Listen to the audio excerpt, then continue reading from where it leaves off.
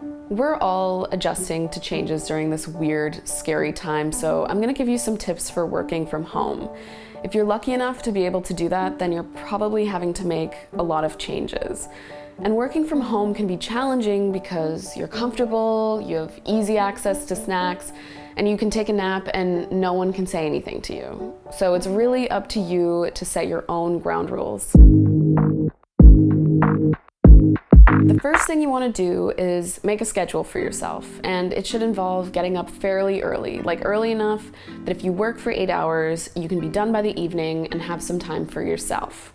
And for me, working when the sun is out just kind of makes me feel like a brand new person. And while working in the darkness can produce melatonin, which makes you sleepy, just getting 15 minutes of sunlight can really wake you up. Right now, your best bet is to sit by a window or go out on the balcony or in the backyard, and you'll get some air in the meantime. Even if it's just by opening up your window, getting fresh air is also important for boosting your health and your energy. The second thing you want to do is kickstart your morning. That means making your bed, getting dressed for the day, having a good breakfast. Anything to keep your morning routine will also help you feel ready to tackle whatever lies ahead. I'm a strong believer in mornings. I like to sit down and have reflective breakfasts, not looking at my phone or even listening to music.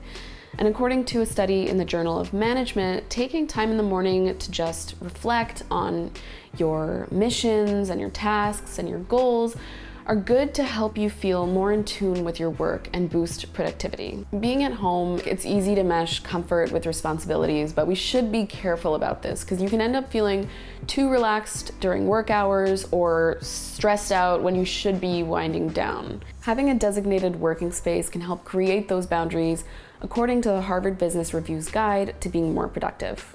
Once I'm ready for the day, I like to make a to-do list, and I break up bigger tasks into smaller tasks so that after I've done something, I can just check it off and see my progress as I go. Just writing down your goals eases stress, according to a study from professors at Wake Forest University. Believing that you have a plan to accomplish them can really help you be more effective. When I really want to buckle down, I leave my phone in another room, out of sight, out of mind. The University of Texas at Austin published a study that found that the mere presence of your phone can reduce concentration even if it's off.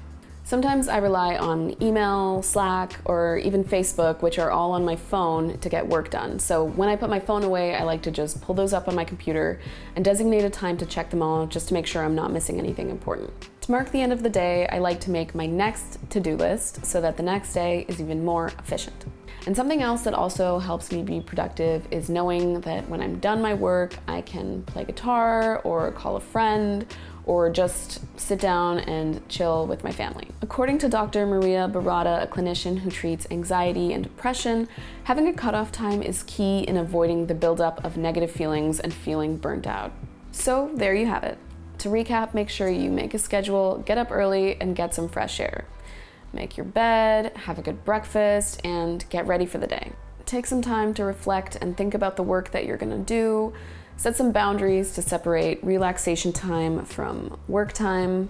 Make a to-do list with tasks you can just check off, and it's even better if you do it the night before. Leave your phone in another room if you really want to buckle down. And lastly, leave yourself some time to rest. If you're like me, then getting into your work will make you feel a little bit better, but make sure to check in on your friends and wash your hands. Thanks for watching this video. If you enjoyed it, make sure to give us a thumbs up and subscribe to stay tuned for more videos from Postable.